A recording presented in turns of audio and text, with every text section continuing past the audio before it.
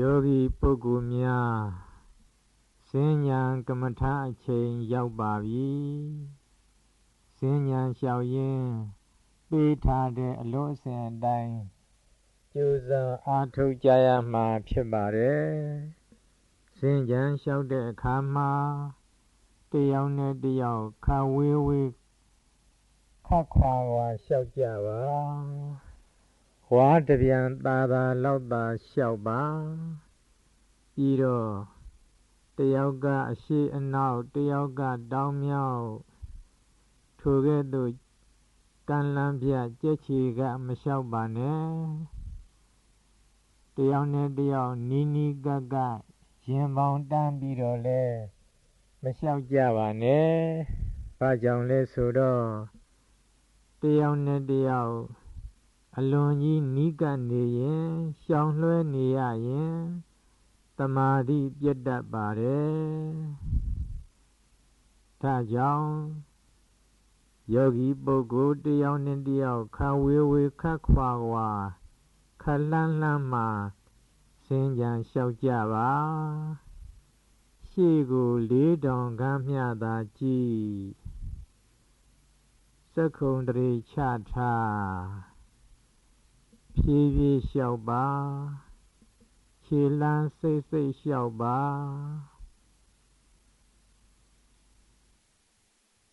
စဉ္ညာလမ်းဆုံးလို့တစ်ဖက်ကိုပြန်လဲပြီးတော့လှဲတော့မယ်ဆိုရင်လေဖြူရင်းမှတ်ရင်းဖြည်းဖြည်းပြန်လှဲပါ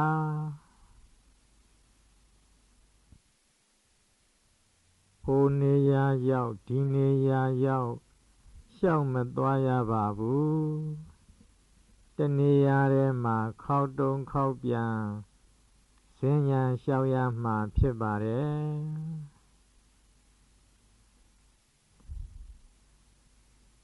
ထိုင်ခြင်းဣရိယာပုဖြင့်အားထုတ်ရင်လည်းပဲယခုပေးမဲ့အလို့အစဉ်အတိုင်းပဲကြိုးစားအားထုတ်ကြရမှာဖြစ်ပါတယ်ယခုပေးမဲ့အလို့စဉ်ကတော့ယခုလိုစဉ္ညာလျှောက်ရင်းလဲ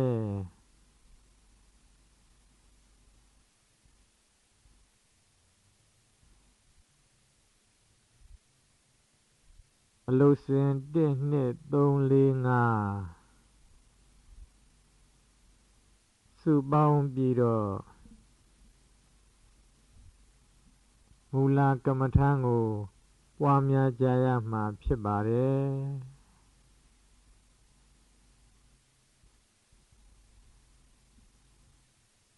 ဒါကြောင့်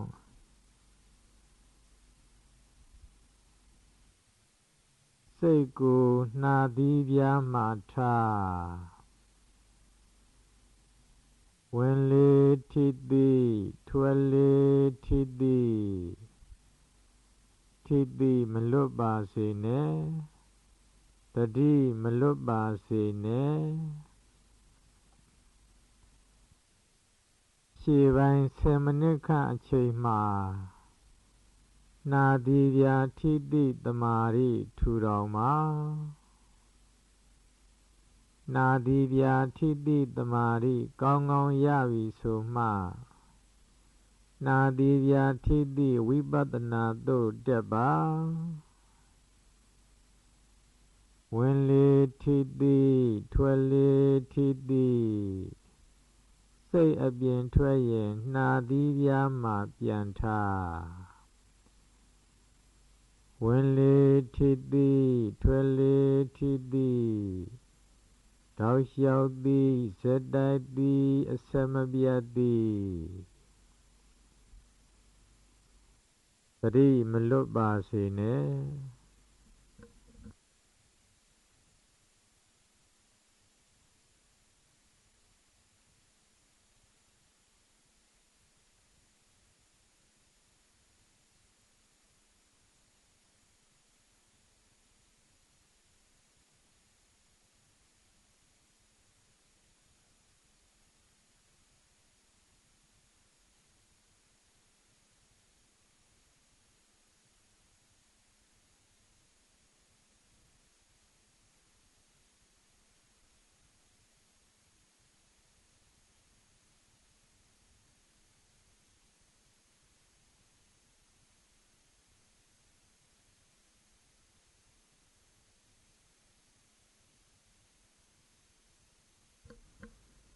နာသီးပြားမှာတတိကထာ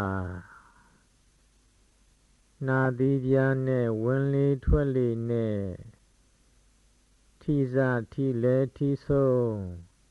သုံးချက်လုံးတောက်လျှောက်သိပေးနေပါထီသည်အစထီသည်အလဲထီသည်အဆုံးသုံးချက်လုံးတောက်လျှောက်သည်ဇက်တိုက်သည်အဆက်မပြတ်သည်ထီသည်မလွတ်ပါစေနဲ့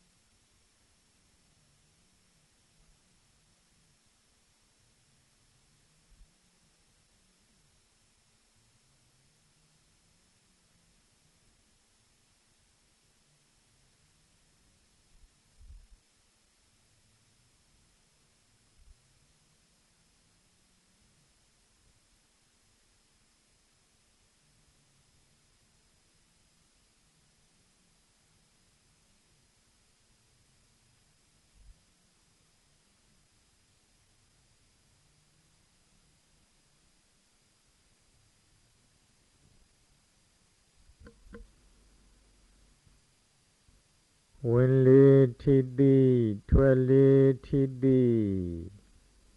နာသီးပြားထီသည်တမာတိတော်တော်ရပြီဆိုရင်လုတ်စင်နံပါတ်2နာသီးပြားထီသည်ကိုပထမယုံနာခွဲသက်ကာယဒိဋ္ဌိဖြုတ်ဒုတိယအကြောင်းကျိုးခွဲဥစ္စေတဒိဋ္ဌိတတ္တဒဒိဋ္ဌိဝိသိကိစ္စဆင်အောင်လို့ရှေ့ပိုင်းမှာဒိဋ္ဌိဖြုတ်နောက်ပိုင်းမှာဖြစ်ပြရှု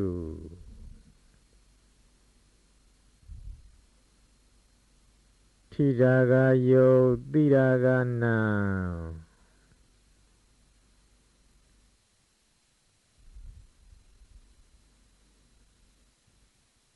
ယုံနာခွဲသက်ကာယဒိဋ္ဌိဖြုတ်ထိတဲ့ယုံနှစ်ပါးကအကြောင်းနာသီးပြားနဲ့ဝင်လေထွက်လေနဲ့ထီလို့ပေါ်လာတဲ့သိမှုနံတရားကအကျိုးအကြောင်းပြုလို့အကျိုးဖြစ်တယ်အကြောင်းပြရင်အကျိုးပြတ်တယ်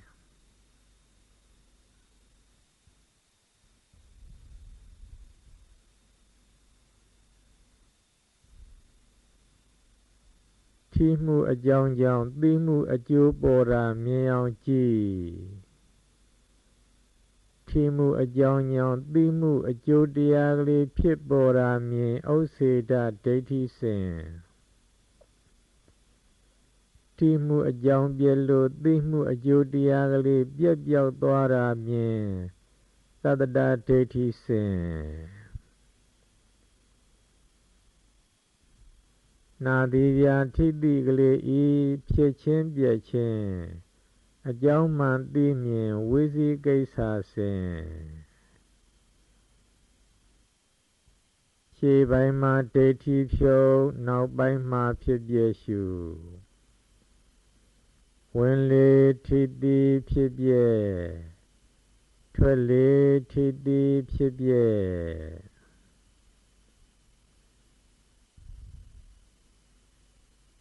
နာသီးပြားထိတိကရှေးကဖြစ်ပြဟရိယာကနေရှုတဲ့ဉာဏ်ကနောက်ကမဲ့ရှေးကဖြစ်ပြနောက်ကမဲ့ရှေးကဖြစ်ပြနောက်ကမဲ့ကြိုက်အောင်ရှုနေပါ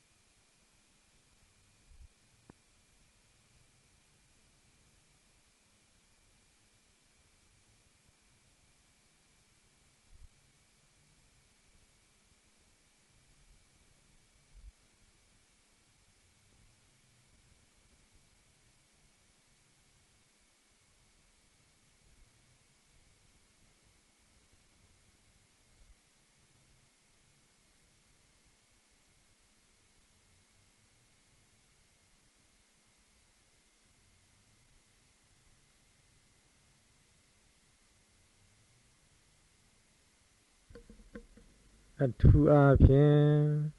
စင်ကြံကမ္မထံအားထုတ်တဲ့အခါမှာအဋိဌံပါရမီအကုအညီယူပြီးကြိုးစားအားထုတ်ပါငါသည်ဤစဉ္ညာတောင်မဲ့ထိတ်မှမြောက်ဖက်ထိပ်သို့တိုင်အောင်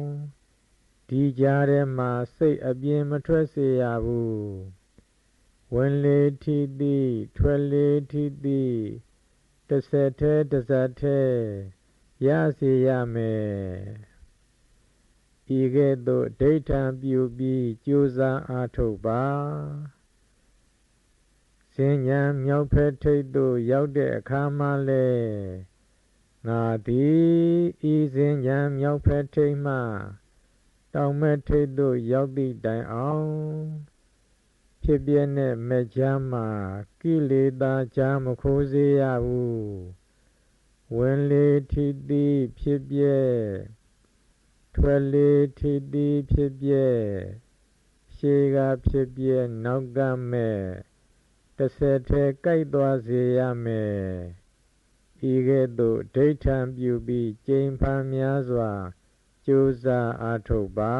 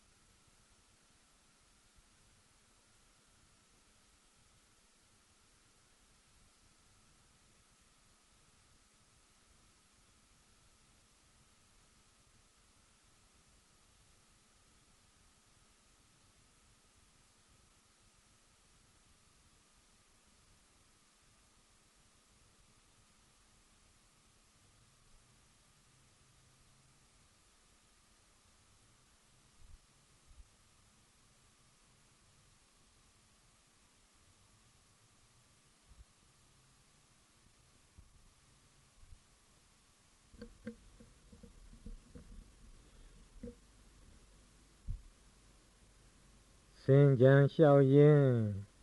ရရှိအပ်သောသမာဓိသည်ခိုင်မြဲကြောင်းအင်္ဂုတ္တမှာဖျားဟောတော်မူပါတယ်ခရီးသွားနိုင်ကြံ့ခိုင်အားအင်းကင်းစင်ယောဂအစာကြေညက်မပြည့်သမာဓိ၅ပါးရှိသွားသည့်စင်ကြံအကျိုးတည်းဒါကြောင့်စဉ္ညာကမ္မထံကိုထိထိမိမိဖြစ်အောင်ကြိုးစားပါပိုင်ပိုင်နိုင်နိုင်ရအောင်အားထုတ်ပါနာသည်ဗျာထိသည်ဖြစ်ပြဲကောင်းကောင်းဉာဏ်ရှင်းမည်ဆိုရင်ဟရိယဝိပဿနာသို့တက်ပါ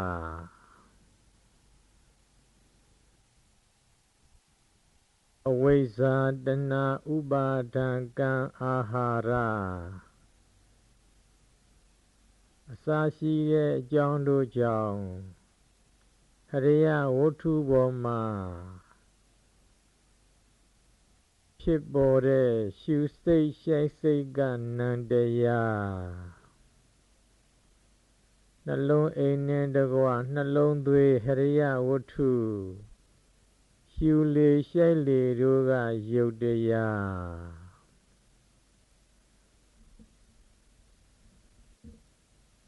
ရှုလေရှိုက်လေတို့ကို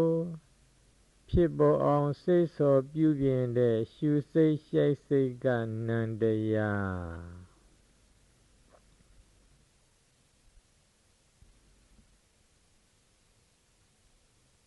ရှုတာရှိုက်တာနံနဲ့ယုတ်ရှုရှိုက်ယုံနံခွဲသက္ကာယဒိဋ္ဌိဖြုတ်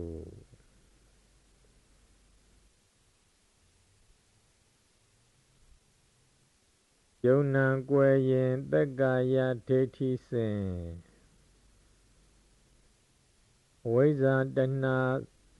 စရှိတဲ့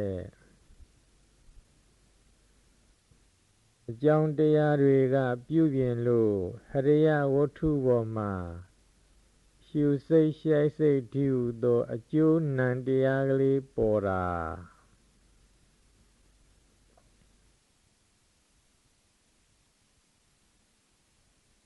အဝိဇ္ဇာတဏှာအစရှိတဲ့အကြောင်းတရားတွေကိုကသင်္ခါရတရားမို့မခိုင်မြဲဘူးမခိုင်မြဲတဲ့အဝိဇ္ဇာတဏှာအစရှိတဲ့အကြောင်းတရားတွေပြုပြင်လို့ပေါ်လာရတဲ့ရှုစိတ်ရှိုက်စိတ်အကျိုးတရားလည်းမခိုင်မြဲဘူးဖြစ်တိုင်းဖြစ်တိုင်းပြည့်ပြည့်သွားတယ်ဒါကြောင့်အကြောင်းပြုလို့ရှုစိတ်ကလေးသို့မဟုတ်ရှိုက်စိတ်ကလေးဖြစ်ပေါ်တာသိမြင်ဥစ္စေတဒိဋ္ဌိစဉ်အကြောင်းပြလို့ရှုစိတ်ကလေးသို့မဟုတ်ရှိုက်စိတ်ကလေးပြည့်ပြောက်သွားတာသိမြင်တတ္တဒိဋ္ဌိစဉ်ရှုစိတ်ရှိုက်စိတ်ဖြစ်ခြင်းပြည့်ခြင်းဤအကြောင်းအမှန်သိမြင်ဝိသိကိစ္စစဉ်ခြေပိုင်းကဒိဋ္ဌိဖြုံနောက်ပိုင်းမှာဖြစ်ပြရှု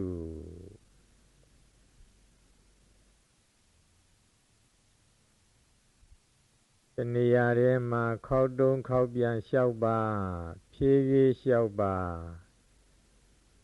မျက်လွှာကလေးချထားရှေ့ကို4000ခန်းများသာကြည့်အရိယစီဉာဏ်ဆိုင်ရှုစိတ်ဖြစ်၍ပြည့်ပြီရှိုက်စိတ်ဖြစ်၍ပြည့်ပြီ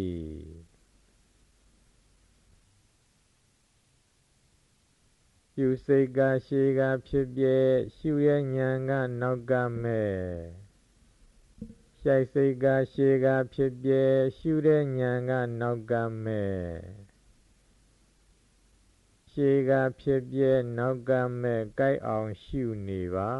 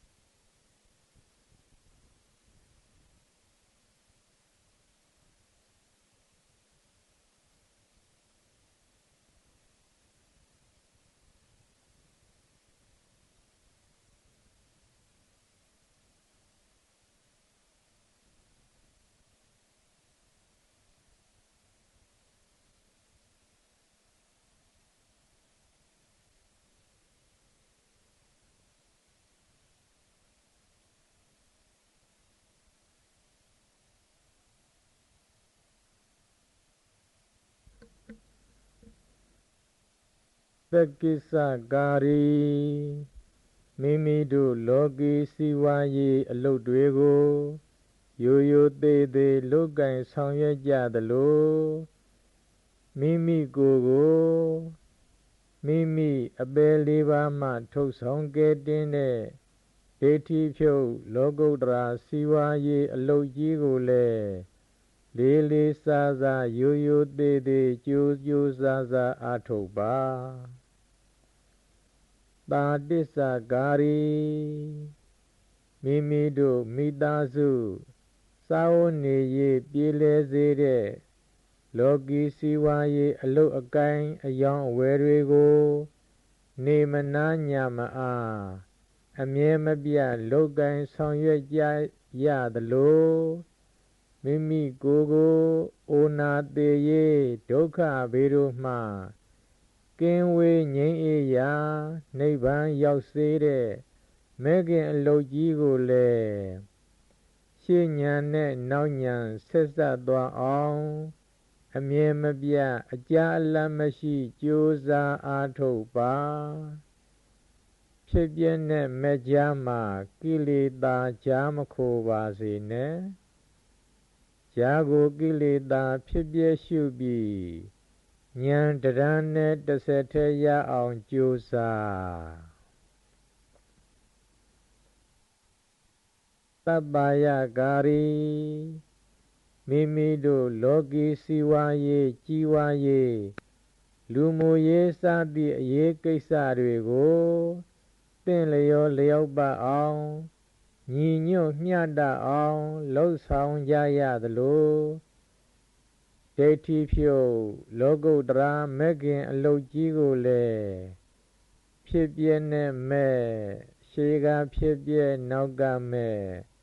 သင့်လျောလျောက်ပတ်အောင်အိန္ဒြေတွေညီညွတ်မျှတအောင်ကြိုးစား၍လှုပ်ဆောင်ပါ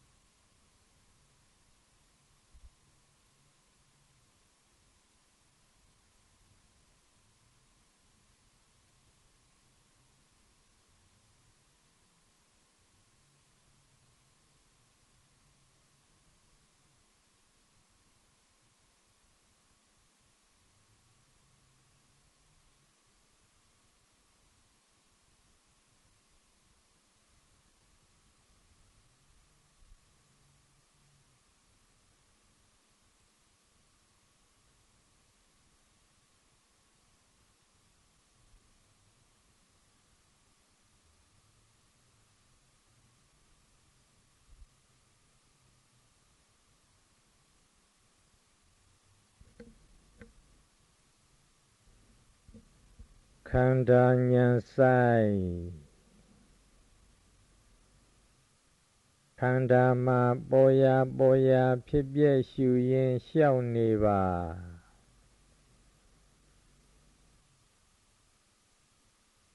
ဖြေလှမ်းနိုင်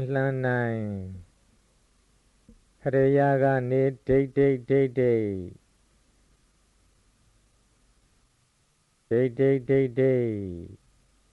ဖြစ်ပြ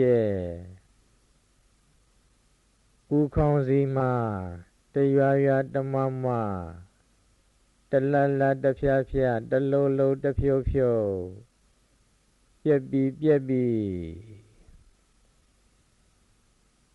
အောက်ပိုင်းခြေသလုံးတွေထဲမှာလှုပ်လိုက်ငြိမ်လိုက်ဖြစ်ပြခန္ဓာဉာဏ်ရောက်အောင်ကြည့်ပါ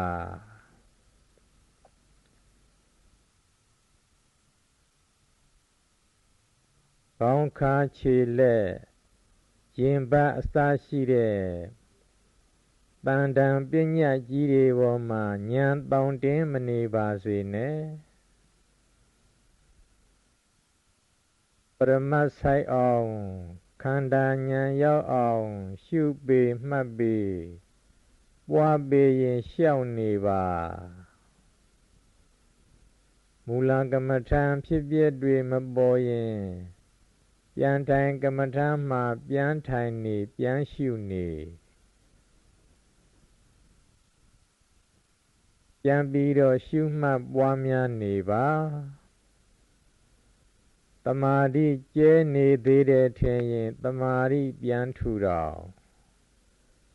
ဝင်လေထိသည်ထွက်လေထိသည်ပြန်လုပ်ပါ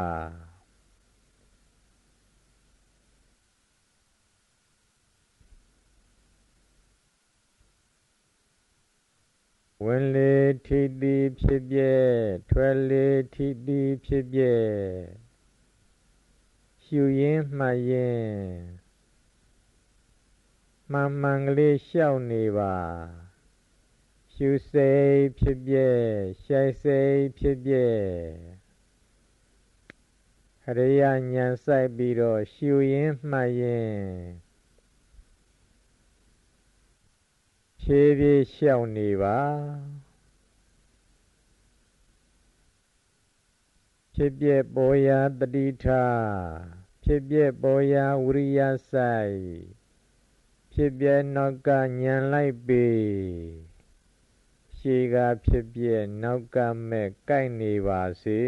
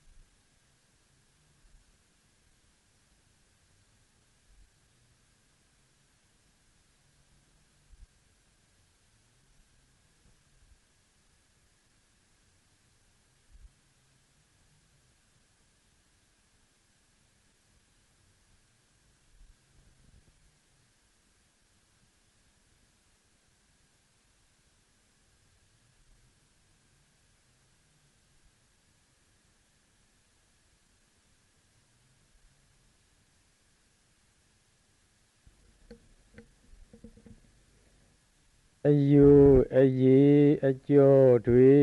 ကျွင်းစေနောက်မဆုံးအသွေးအသားခန်းချောက်သွားလေတရားမကမရသမျှလုံးလလွန်အားထုတ်အယူအရေအကျော်တွေကျွင်းစေနောက်မဆုံးအသွေးအသားခန်းချောက်သွားလေတရားမကမရသမျှလုံးလလွန်အားထုတ်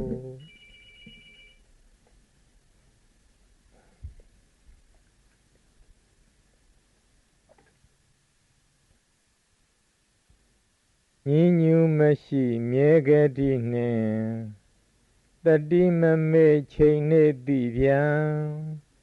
မျက်လံကြော်ဆွဲမရှိပဲနှင့်သေလဲမတောင်တင်ပုံနာကင်းသည်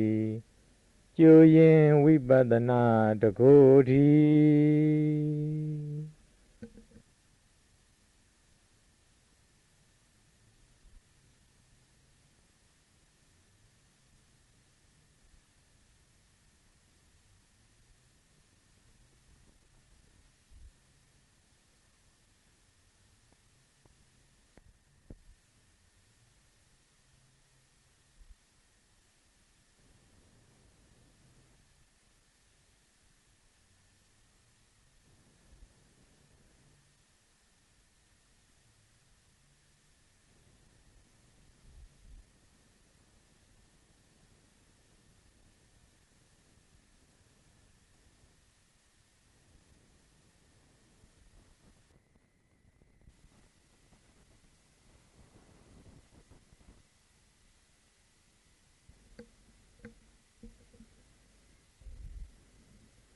ည်းဖြည်းလျှောက်ပါ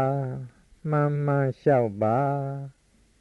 တဏှာထဲမှာခောက်တုံးခောက်ပြန်လျှောက်ပါခန္ဓာဉာဏ်ဆိုင်ဖြစ်ပြပေါ်ရာတတိထားဖြစ်ပြပေါ်ရာဝိရိယဆိုင်ရှေးကဖြစ်ပြနောက်ကမဲ့ကိုက်နေပါစေဖြစ်ပြနဲ့မဲ့ကြားမှာကိလေသာကြားမခိုးပါစေနဲ့ကြားခိုးလာလို့ရှိရင်ကြားကိုကိလေသာကိုမိအောင်ဖမ်းပြီးတော့ဖြစ်ပြရှုကြားကိုကိလေသာဆိုတာတခြားမဟုတ်ပါဘူးတွေးစိတ်လောဘနဲ့စတဲ့တွေးစိတ်အဲ့ဒီတွေးစိတ်လားတွေးစိတ်ဖြစ်ပြရှုဒေါသနဲ့စတဲ့တွေးစိတ်ဒေါသစိတ်အမှန်မသိမမြင်ပဲတွေ့ဝေးနေတဲ့မောဟစိတ်ထွေရာရာတွေးတော့ကြံစီတဲ့စိတ်ဟိုဟာလိုခြင်းဒီဟာလိုခြင်းနဲ့စိတ်အဲ့ဒီစိတ်တွေဟာကြားကိုကိလေသာတွေပါပဲလောဘစိတ်တမဲ့ခင်မင်းနဲ့စိတ်လာရင်ဟရိယဉာဏ်ဆိုင်ဖြစ်ပြရှုဒေါသစိတ်မခံမရနိုင်မကျေနပ်တဲ့သဘောဒေါသစိတ်လာလည်းဖြစ်ပြရှုမောဟစိတ်လာလည်းဖြစ်ပြရှုဟိုတွေးသည်တွေးထွေရာရာတွေးတော့ကြံစီစိတ်လာလည်းဖြစ်ပြရှုဟရိယဉာဏ်ဆိုင်ဖြစ်ပြရှုပြလိုက်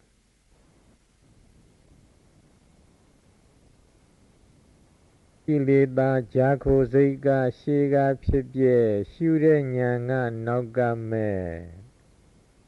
ရှေးကဖြစ်ပြနောက်ကမဲ့ကြိုက်အောင်ရှုပါကြားကိုကိလေသာယံသူကိုဖြစ်ပြရှုပြီးမိတ်ဆွေလုပ်ပါ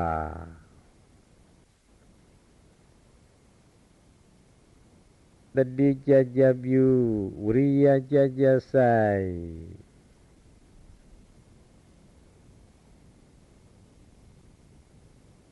ဉာဏ်ပညာထက်ထက်မြက်မြက်သွက်သွက်လက်လက်နဲ့ကြိုးကြိုးစားစားရှုပွားအားထုတ်ပါ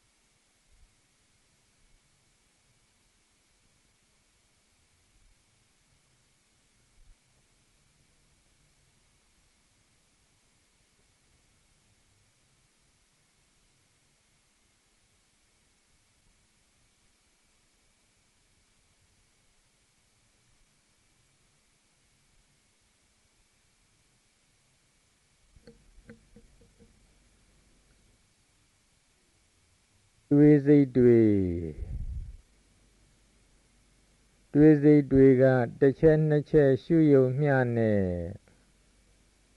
ပြတ်ဆဲမသွားရင်ထ ခါတွေးစိတ်တွေအစဉ်တန်းနေရင်ဟရိယစီဉာဏ်ဆိုင်ပြီးတော့မလျှော့ရမ်း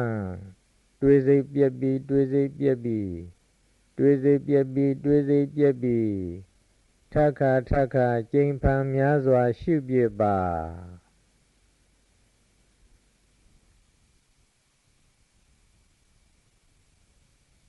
ကြာရင်ကြာစိတ်ဖြစ်ပြရှု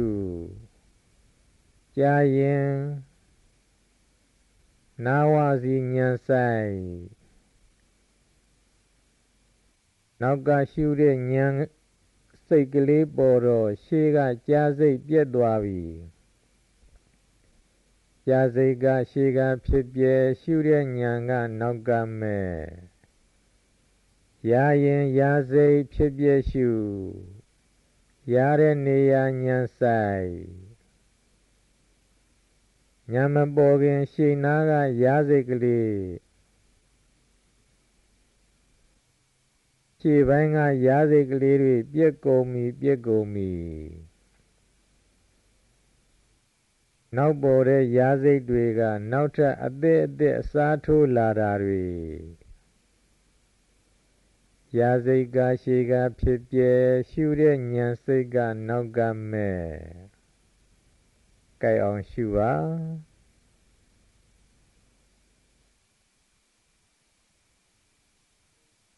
နာရင်နာစိတ်ဖြစ်ပြရှု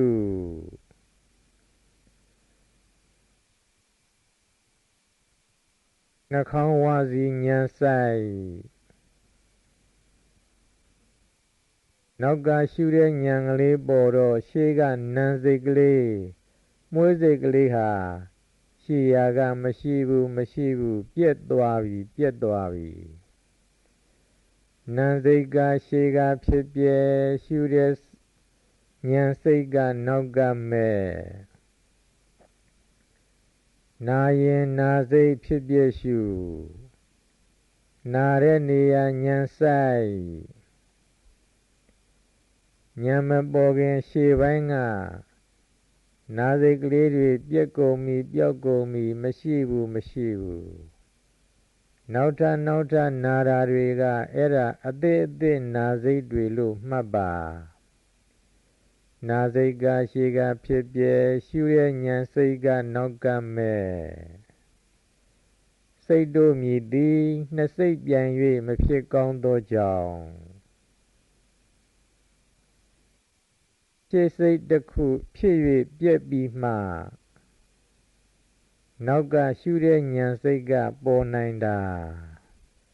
ဒါကြောင့်ရှေ့ကဖြစ်ပြနောက်ကမဲ့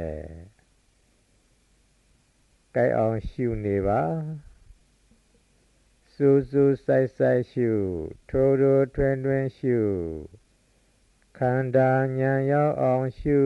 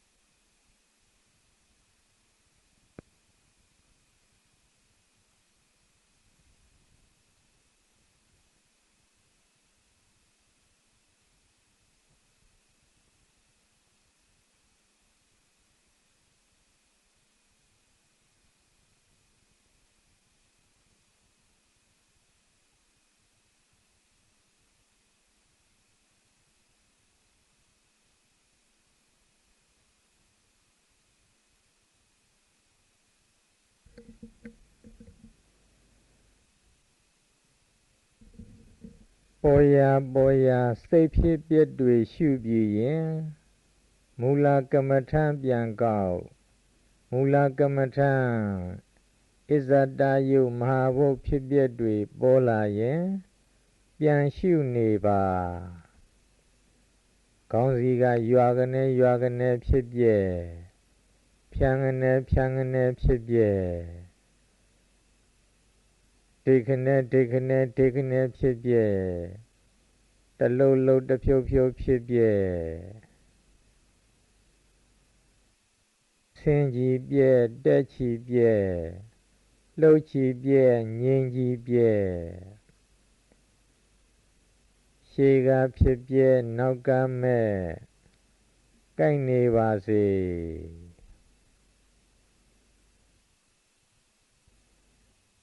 ဖြစ်ပျက်ဟာဒုက္ခသစ္စာဖြစ်ပျက်ဟာဒုက္ခသစ္စာမွေသေးဒုက္ခသစ္စာမွေသေးဒုက္ခသစ္စာဖြစ်ပေါ်လာတာသင်္ခါရပြက်ပြောက်သွားတာအနိစ္စဖြစ်ပေါ်လာတာမွေးလာတာပြက်သွားတာကသေဝဲဝင်နာမွေသေးဒုက္ခသစ္စာမွေသေးဒုက္ခသစ္စာ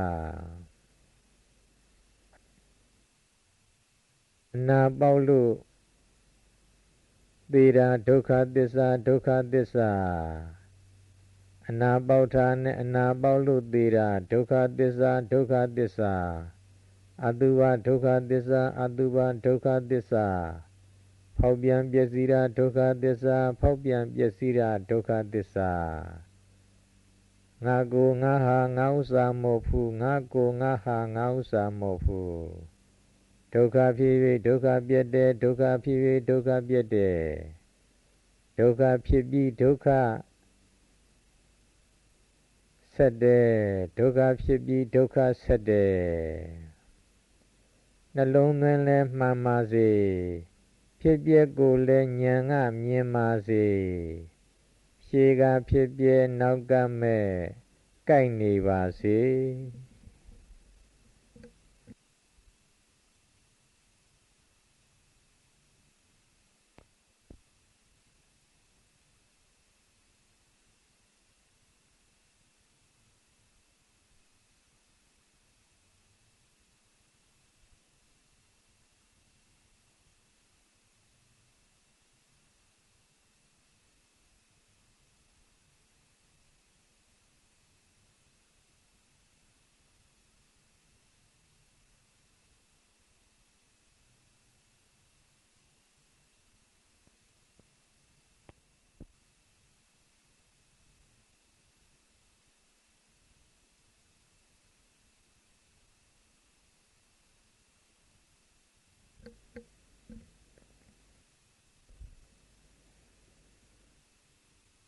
မူလကမ္မထံ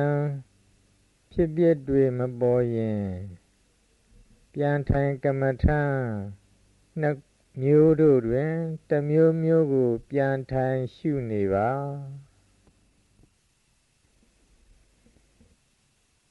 နှာသီးပြားမှာစိတ်ဆိုင်ထား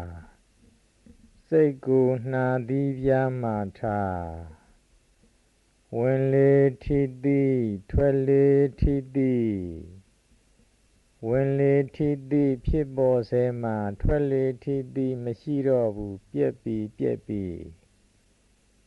ထွက်လေထိသည်ဖြစ်ပေါ်စေမှဝင်လေထိသည်ပြက်ပြီးမရှိတော့ဘူးဝင်လေထိသည်ဖြစ်ပျက်ထွက်လေထိသည်ဖြစ်ပျက်နှာသီးပြားနဲ့ဝင်လေထွက်လေ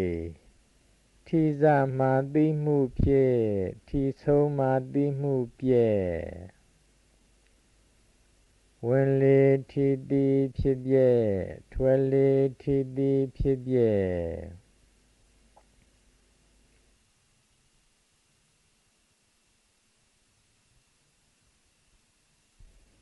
တတိထားဝိရိယဆိုင်ပညာနဲ့ရှုအဋိဋ္ဌံပါရမီကူညီပြီးတကာလကြိုးစားအားထုတ်ပါ ငါသည်စဉ္ညာအရှိဘက်ထိပ်မှအနောက်ဘက်ထိပ်သို့တိုင်အောင်သတိမလွတ်စေရဘူးဝင်လေထိသည်ဖြစ်ပျက်ထွက်လေထိသည်ဖြစ်ပျက်ရှေ့ကဖြစ်ပျက်နောက်ကမဲ့ကိုက်နေစေရမယ်ငါသည်စဉ္ညာအနောက်ဘက်ထိပ်မှအရှေ့ဘက်ထိပ်သို့တိုင်အောင်စိတ်အပြင်မထွက်စေရဘူးဖြစ်ပျက်နဲ့မကြားမှကိလေသာကြားမခိုစေရဘူးဤကဲ့သို့ဒိဋ္ဌံပြုပြီးတော့ကြိုးစားအားထုတ်ဝင်လေထိသည်နောက်ညာနဲ့ဖြစ်ပျက်မြင်အောင်ကြည့်ထွက်လေထိသည်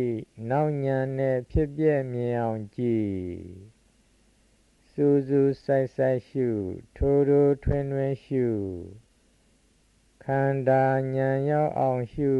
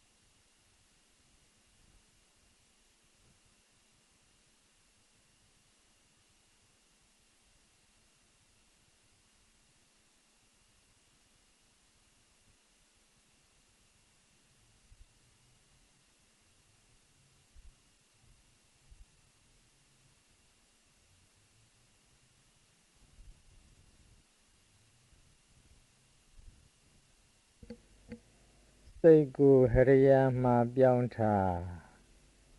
ဟရိယာစီဉာဏ်စိုက်ပါ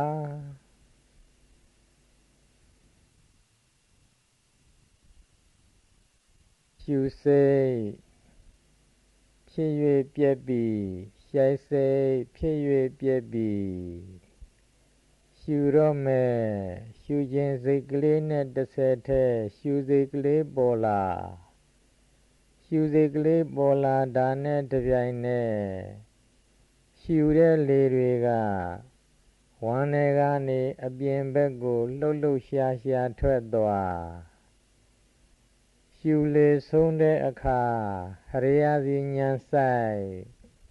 ရှုစိတ်ကလေးရှိမရှိအကဲခတ်ကြည့်လိုက်တော့ရှုစိတ်ကလေးကမရှိဘူး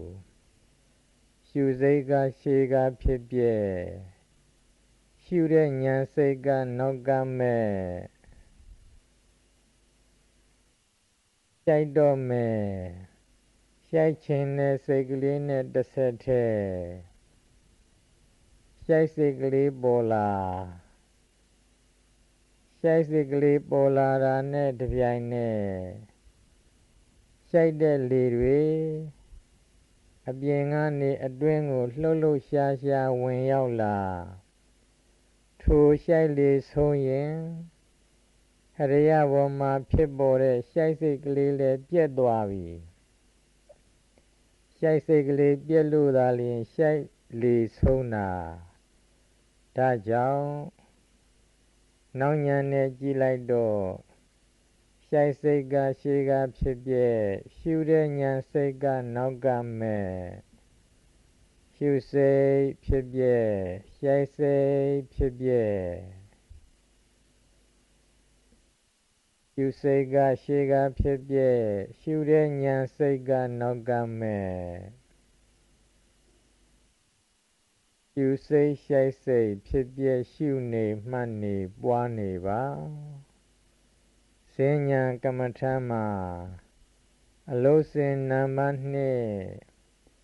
နာရီပြာထိတိဖြစ်ပျက်ကိုလည်းကြာကြာရှုမှတ်ပွားများပါအလုစဉ်နံပါတ်3ရှုစိတ်ရှိုက်စိတ်ဖြစ်ပျက်ကိုလည်းကိလေသာကြားမခိုစေပဲကြာကြာ ရှုမှတ်ပွားများပါ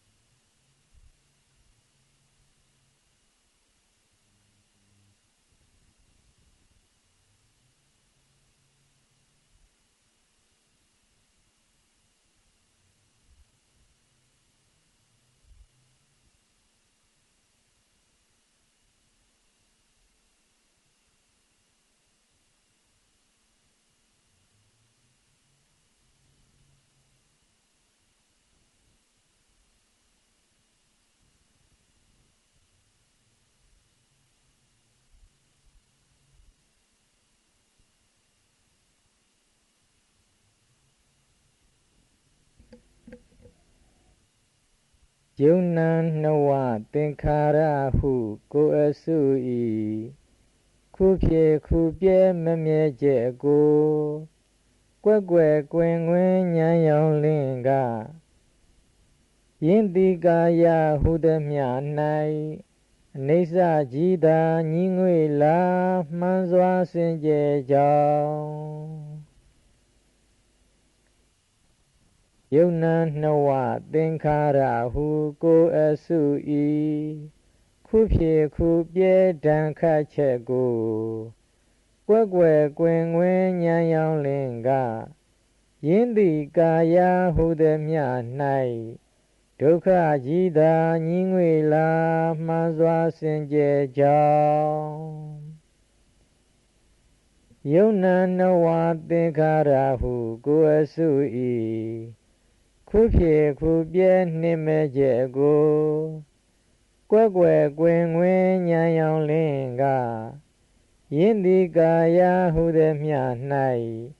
အနတ္တကြီးသာညီငွေလာမှန်စွာစင်ကြယ်ကြောင်းရှုပေမှတ်ပေပွားပေပါဖြစ်ပြနဲ့မကြားမှာကိလေသာကြားမခိုးပါစေနဲ့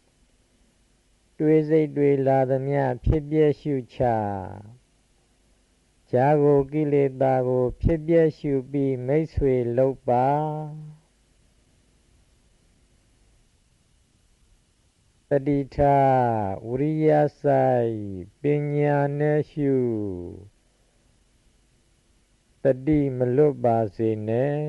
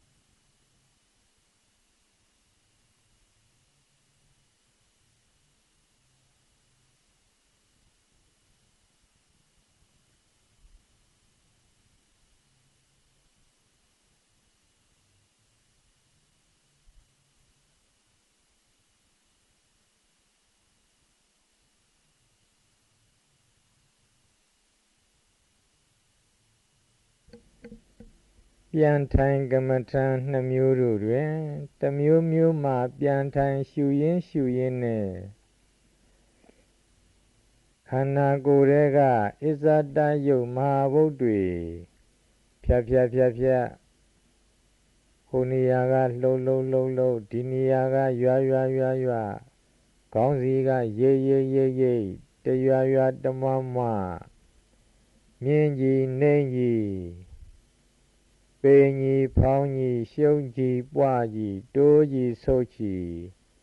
အမျိုးအဖုံဖြစ်ပျက်တွေပေါ်လာပြီဆိုရင်ဧဟိပတ္တိကောခေါ်ရာကိုတန်ဒိဋ္ဌိကောနဲ့လိုက်ဖြစ်ပျက်ကလေးတွေကဧဟိလာပါပတ္တကျုပ်တို့ဟာဖြစ်ပြီးပြစ်တတ်တဲ့အမျိုးပါကျုပ်တို့ကိုရှုလဲပါခေါ်နေပြီတန်ဒိဋ္ဌိကောတာမန်ပတ္တိတဘောတာမန်ဉာဏ်ကိုယ်တိုင်ပတ္တိတဘောလိုက်၍ရှုအပ်၏ရှေးကဖြစ်ပြဲနောက်ကမဲ့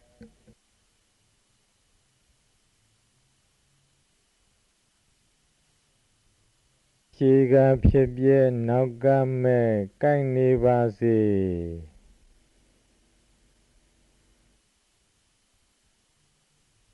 အနိစ္စမြင်အောင်ရှုဒုက္ခထင်အောင်ရှုအနတ္တပေါက်အောင်ရှုအတုပထင်အောင်ရှု